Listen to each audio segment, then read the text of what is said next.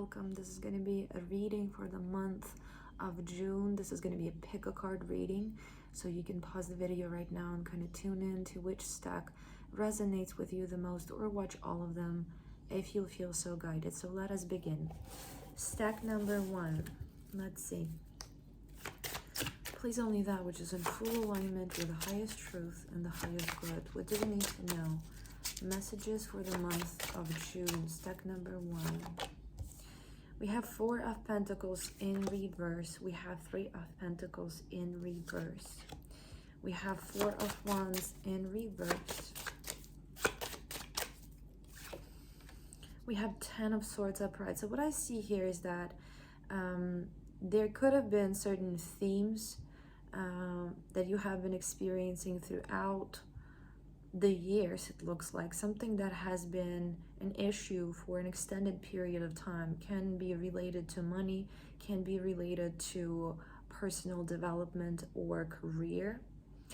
Maybe feeling a bit stuck, feeling like you are in a loop, feeling like the work you're putting in, the learning, the studying, the creating, the doing, the serving, whatever, it wasn't really paying off. And we have the card of 10 of Swords here. Usually 10 of Swords is a painful ending, but here it feels like it is a liberating awareness. It is saying goodbye to the old cycles and basically freeing yourself, getting free from this looping. Again, this feels like it relates to a financial situation or a career situation. We have 8 of Swords upright. So certain things might come to an end, maybe a project or something you have been working on. And with it coming to an end, there can be this sense of uncertainty and, you know, associated negative emotions, maybe some fear.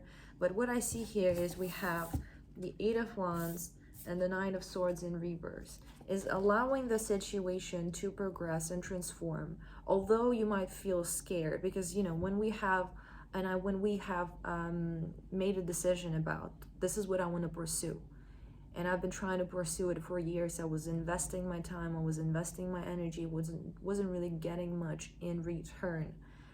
When you finally say goodbye to that idea, when you finally come to the realization it is not working, when things start to shift and this situation starts to disintegrate, there can be fear because you do not know what else to do. That was your thing, that was your idea. But what I see here is that disintegrating is actually a good thing, because without it disintegrating, there's no room for the new. Also, what I want to say is that it's frequent when people spend a lot of time and energy investing into something that doesn't bring the kind of return they have expected. There can be this feeling of disappointment and feeling of your time being wasted, and, you know, feeling a sense of failure. But you can ask yourself, you can benefit by asking yourself, you know, okay, maybe I didn't get what I was expecting, but I did get something. You did get knowledge, you did get experience, you did get awareness. Maybe even as simple as the awareness that that was not for you. Maybe you are, for example, in my own experience, I was always interested in how the mind and consciousness worked. And for a certain, for some time in my life, I tried to pursue traditional and formal education in psychology and then neuroscience to kind of make use of this interest of mine. And I have invested a lot of energy and a lot of time and a lot of money to pursue that path.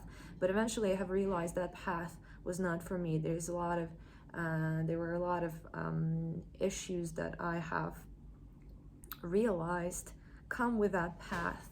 And I wasn't, you know, willing to experience them. So it was easy for me to feel like I have wasted my time, have wasted my energy, my money. But if I'm honest with myself, the awareness that have resulted from my experiential walking of this path, the awareness that I have received from trying to follow something that wasn't ultimately resonating with my soul, is an incredibly valuable awareness.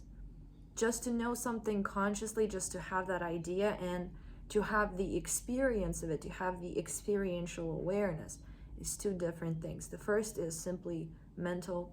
The second is, again, experiential. It transmutes, it transforms your energy. So even though if you have been investing into something, hoping it's going to work, for example, a business or a relationship or whatever it might be, school, and it didn't give you what you were expecting, try not to fall into the trap of, feeling like you have wasted your time, because ultimately this perception is not gonna help you. It's not gonna give you anything, okay? To feel sorry and feel regretful. Try to focus on what you have actually gained from this, the experience or the awareness, just the simple understanding that, this is not for you, is actually an understanding that can bring you closer to the awareness of what is actually for you. So again, I feel like the old cycle, most likely related to money or some kind of education or career, is coming to an end. And if you are in the midst of your career and you feel super excited and everything is working out for you, this message is not for you. This message is for those people who will know what I'm talking about, okay? Allow yourself to let go of that which is not working. Do not be afraid that that would mean you have wasted your time. You did not waste your time. You gained the necessary experience and knowledge, and you never know. The way your path unfolds forward can eventually, it can lead to you utilizing this experience in ways that you didn't see possible or didn't expect. So allow yourself to let go of what is not working, and although this might inspire a certain amount of fear and uncertainty, this is necessary. It is necessary to clean it up, to clear it out, to give way to something new, okay? So let's see. This is what I have for stack number 1. Let's see stack number 2.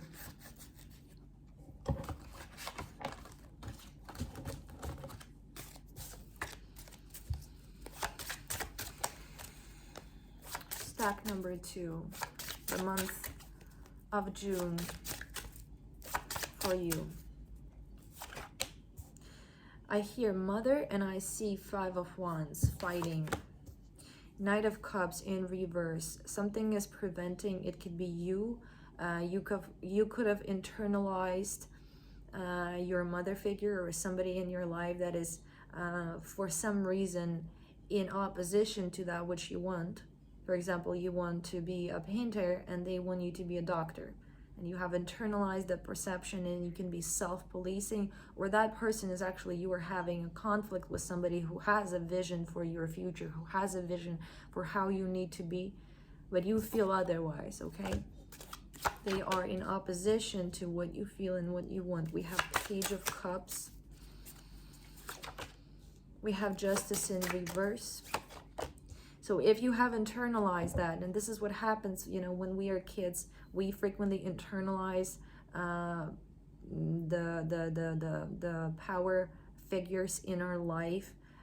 We hold an internal image of them, and it can tend to self-police. For example, if you have been excessively criticized, for example, by your mother, you could have internalized that as your internal part, and that can be, you can continue to self-police, you can continue to hear that voice inside of you, even if you move out of your home and start a new life. So there can be this internal conflict between the parts that you have internalized, between somebody in your life who has a vision for what your life needs to be like.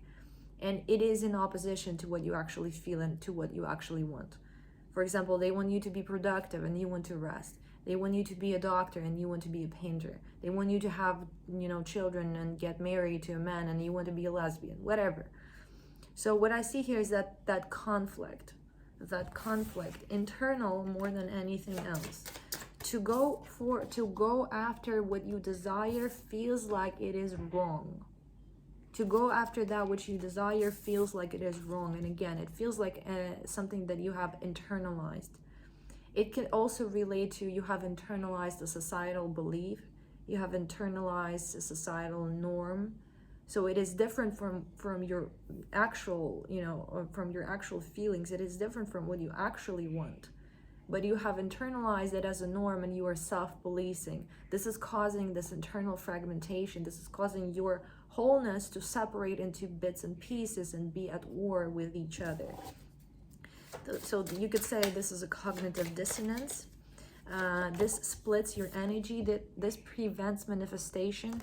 So it's frequent that people think they want something or they might want it, but having this internal part or parts that are opposed to that which you want will prevent manifestation. For example, I want to be a painter or I want to be a lesbian, and I know my family will not support me in that. So part of me really wants it, but part of me is afraid to lose that connection. It is afraid of being condemned for it. So that part that is afraid is gonna sabotage the manifestation.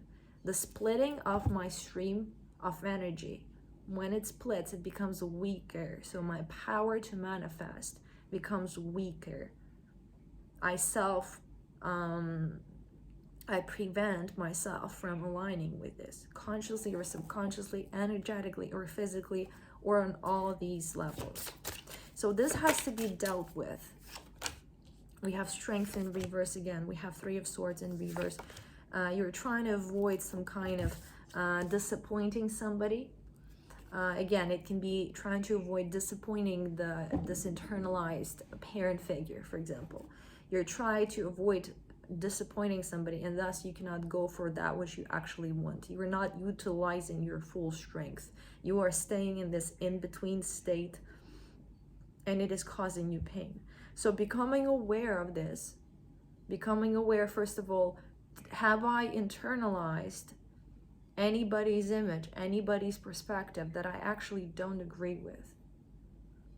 Becoming aware of it, becoming aware of the split within you, becoming aware of what the conflict is, and finding a way to resolve that conflict.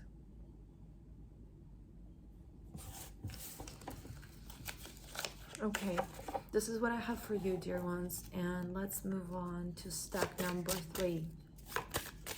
So your messages for the month of June.